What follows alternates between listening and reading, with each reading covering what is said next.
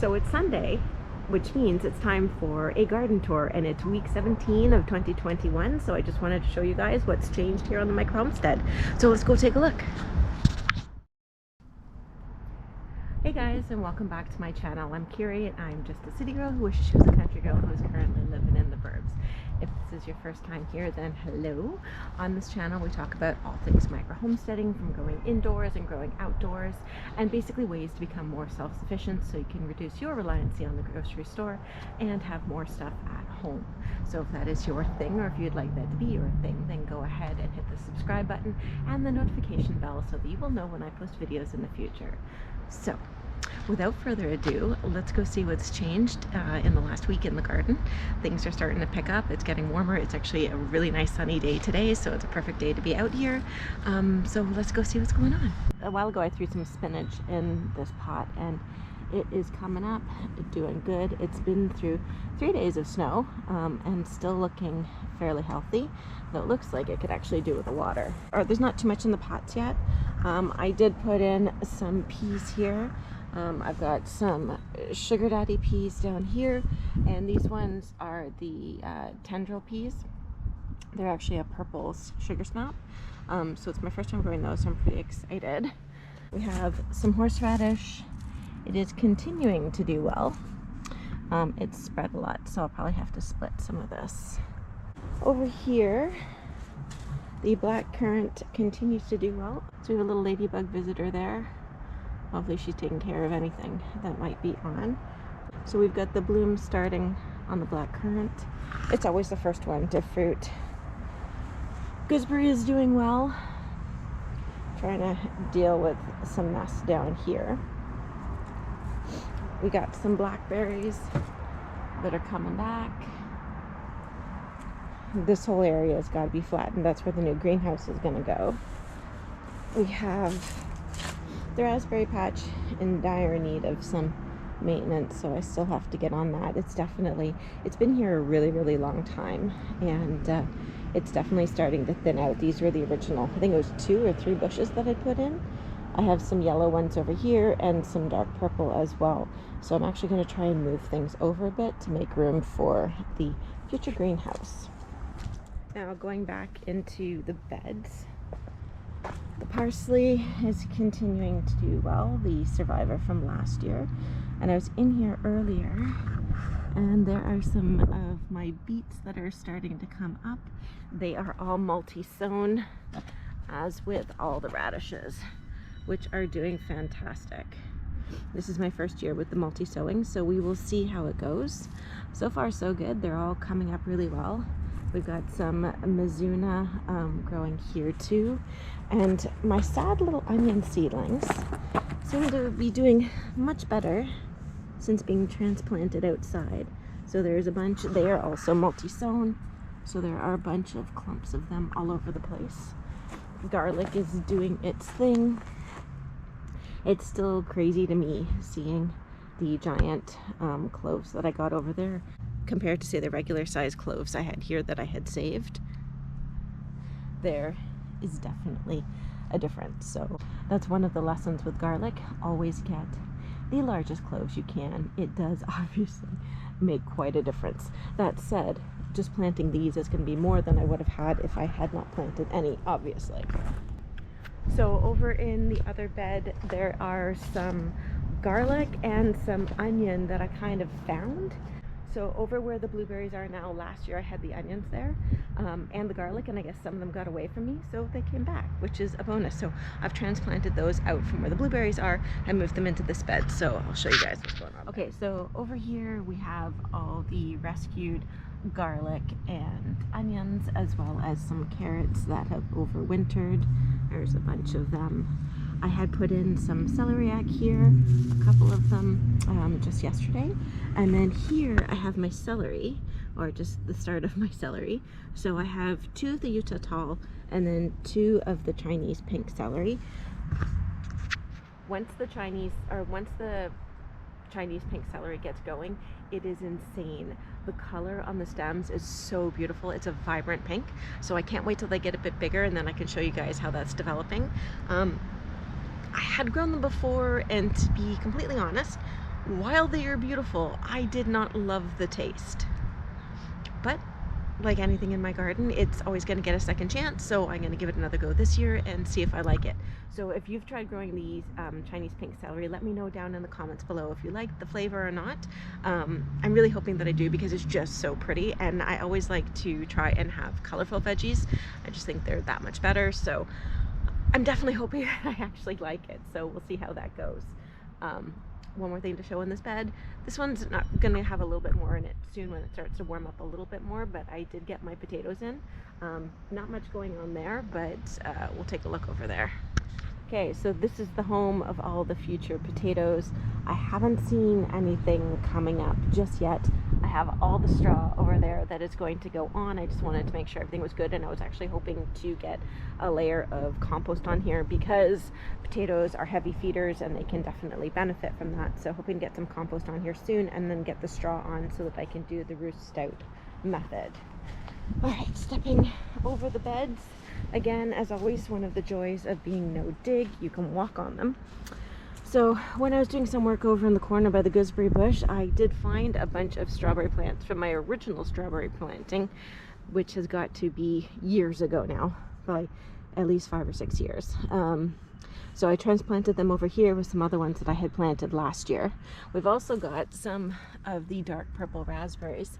Initially I had planted them here and then decided to move them, but it just goes to show you it's hard to get rid of raspberries once you get them in, because part of the root remained, and you know what, I'm not upset about it.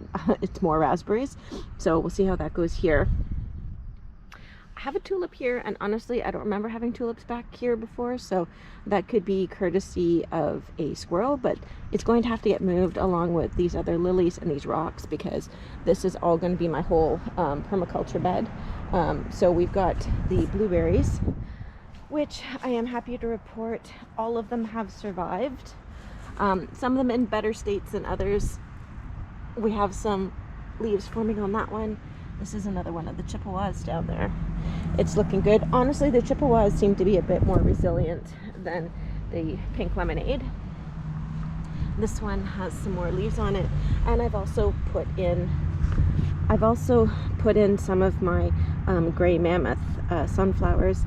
I would highly recommend anyone that's got a garden put in sunflowers. They bring in so many pollinators. So I've got 3 in right now. I've got another 4 inside that I'm going to be bringing out. And basically the whole back fence is going to be covered in sunflowers. This is the strongest of the blueberries. This is the one that initially gave me hope. It's definitely got a lot going on. It's doing fantastic. And then that is the best of the pink lemonade back there. Some asparagus over in that mess, which is a good thing, but I'm going to be planting some more. So that's pretty much all that's going on back here right now. So we'll go down the side and check out the front. Again, not as much there, but still we'll go take a look, because everything counts. Every little space that you can find as part of being a micro homesteader is really making the most of any space that you have. It doesn't matter where it is, and using it to grow food. So we'll go look down the side and see what's going on there, and then we will go inside where there's been a bunch more changes. Still have not cleaned out the Aero garden. Who knows, maybe today will be the day.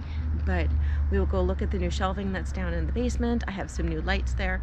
I'm just waiting on some new pulleys for the lights to get the second light hung and get that really going in there. I still think I need another shelf because just more seeds, I keep planting them.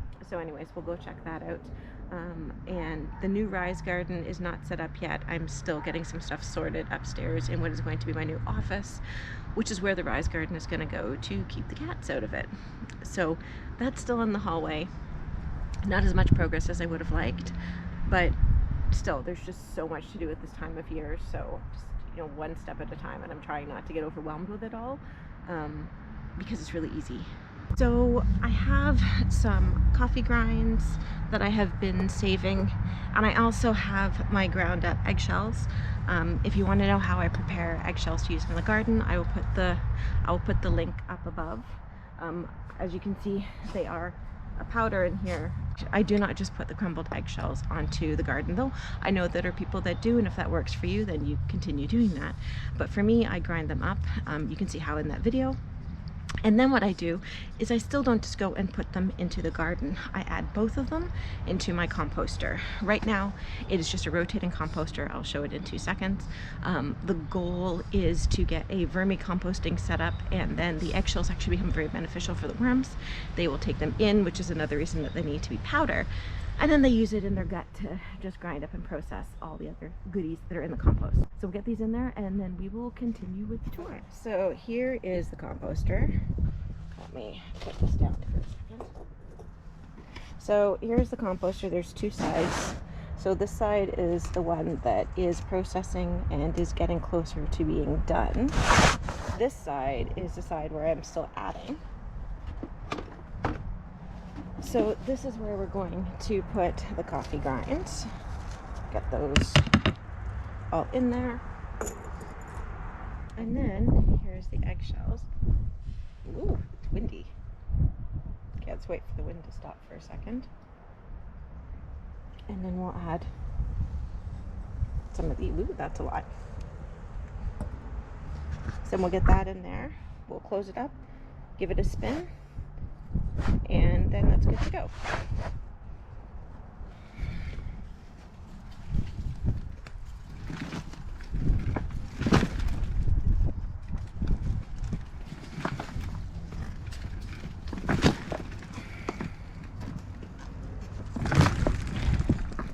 I usually like to do 5 or 6 spins. I think that was 4.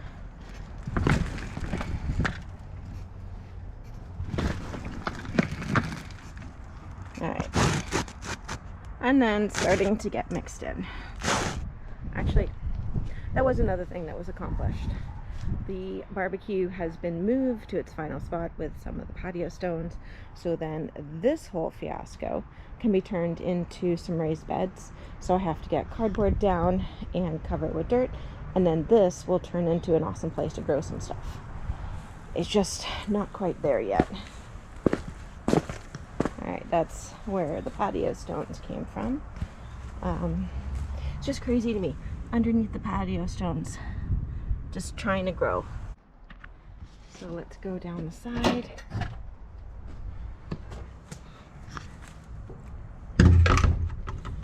So this used to be my best rhubarb, but you can see here the root was really exposed this winter, so I think there's probably been some damage there. I did not realize that was like that, obviously, or I would not have left it, so we need to get more dirt on that. This rhubarb bed, though, this is doing fantastic. I'm going to start harvesting some soon and making some strawberry rhubarb jam. There is signs of life on the grapes. Right there, we've got a little bud with something going on. So a goal for this year is to make some sort of trellis for the grapes to grow on. Strawberry bed's looking better. There were some volunteers that had gone into the lawn, so I have moved them out and relocated them into the strawberry bed, and this is really coming back to life, so hopefully we will have some good strawberries from here. Okay, so we're out front now. Not too much has changed out here. The big changes are going to come as soon as I can put in the raised bed. I am still waiting for the corners for the raised bed to show up, but hopefully those will be here soon because I did get a shipping notification on those. And then we'll build a bed out here. But before I can do that, I have to get rid of the flowers. Or not get rid of, I have to relocate the flowers that are here. And I'm slowly starting to do that. But here, I'll give you guys a look and then we'll go check out what's going on in there. So still lots of flowers. There was a bunch of columbine here. I got rid of that yesterday. So that clears it up. But you can see the dirt here. Well, literally it is dirt. It's not good quality. So once we get the raised bed, we'll be adding a whole bunch more organic matter and then hopefully start to bring this back to some healthier soil. On this side, chives are doing very good. This blueberry made it. We've got some leaves on that one. The blackberry is doing fantastic though. Sage is back. And I'm seeing some life down here on the oregano. This all needs to be trimmed. No need to worry about the mint and lemon balm. Of course, they're doing fantastic and have spread absolutely everywhere, so I'm gonna have to deal with that. So if you're gonna plant mint or lemon balm, not in a container, be prepared for it to spread. I knew this, did it anyways. Now I have to deal with it. So just remember that. All right, now let's go check out inside. Okay, so we're back inside. Before we keep going, I just wanted to mention two things I'm actually pretty excited about trying this year. As I've said a couple of times now, I am switching over to going no dig, and not that I used a lot of synthetic things in my garden before, but I'm really just trying to make a much more conscious effort to make sure that everything that I use in my garden is organic and natural. So one of the things that I'm putting in is this Mikey. It is actually, this is the vegetable and herb one. They have one for flowers and they also have one for shrubs and hedges, I believe. But I wanted to use this because basically it contains mycorrhizae. Mycorrhizae? I have no idea how to say it, but I know they're good. And what they are pretty much is a fungus that works in a symbiotic, beneficial way with the roots of plants. And then it helps reduce your reliance on watering, and it just helps the plants absorb more nutrients from the soil. So it's definitely beneficial. So I will put the link down below to the one that I got. And then the other thing that I got is this earth medicine. I actually have a coupon code that gets you 10% off. I'll put the link right across the screen somewhere around here.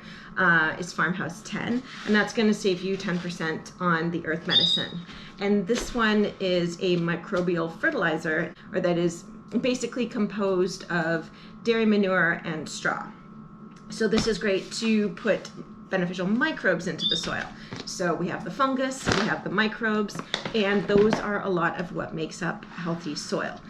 Now, talking about soil, if you guys want to learn more about the soil, which is something that I'm trying to do this year, you should check out my girl Ashley. She is actually a soil scientist and fellow Canadian. So I will put the link to her channel down in the description, and then you should definitely check out her channel because she talks about everything soil, and she's the queen of soil. So if I have a question, I go to her, so definitely go check her out. So now let's go look what's changing on the indoor gardens. You can see behind me it's getting a little bit crazy, but hopefully somewhat soon, with the weather cooperating, some of these little guys will start making their way outside as I harden them off and then transplant them into the garden. But let's see what's going on in the personal rise garden. As I mentioned, the family rise garden is still in the box in the hallway, but that will be coming, and I will do a whole video on that when I set it up, and then we will go downstairs and check out the base. So we have a lot of tomatoes and peppers, which are actually looking fantastic. This one is a habanada. I have topped some of them. That one I believe I topped. Topping peppers is another topic I will go into in another video.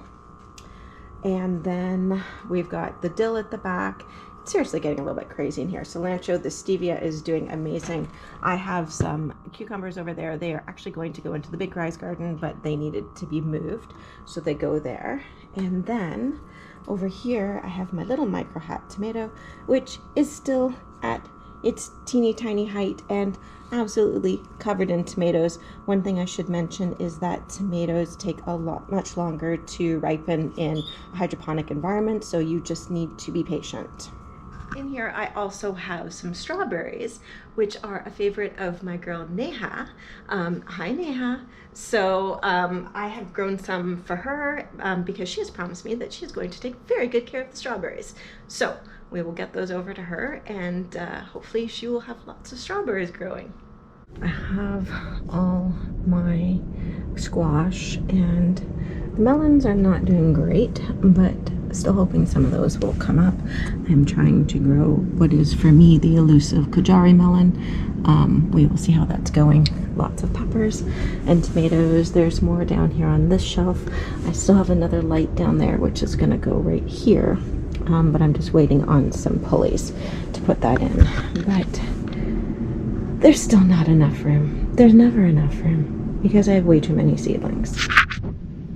Back in the classroom with the crappy audio and crappy video. Plants everywhere. So there's all of those. There are still more down here, and then there is still the situation in the Air Garden farm. At some point, guys, I am going to actually clean it. I just don't know when at this point. but soon, because I need to get that sorted out. Okay, and the last thing to show is up here. I have this whole thing set up. I'm going to be doing a video on setting up of the sprout. Just waiting on one more thing to come in the mail that I want to talk about in that video, so we will talk about that soon. And then lastly, we have my ginger. I actually just did a video on how to grow ginger, so I will put that up in the link above. Okay guys, so that's it. That is the week 17 garden tour for 2021. Bacon wants to come in. Okay guys, so that's it from me and Bacon. She wants to give kisses. We will catch you, oh, it's not that boring, Bacon. We will catch you next week on the micro homestead. So until then, don't forget to enjoy the little things and to go out there and make food grow. Bye guys.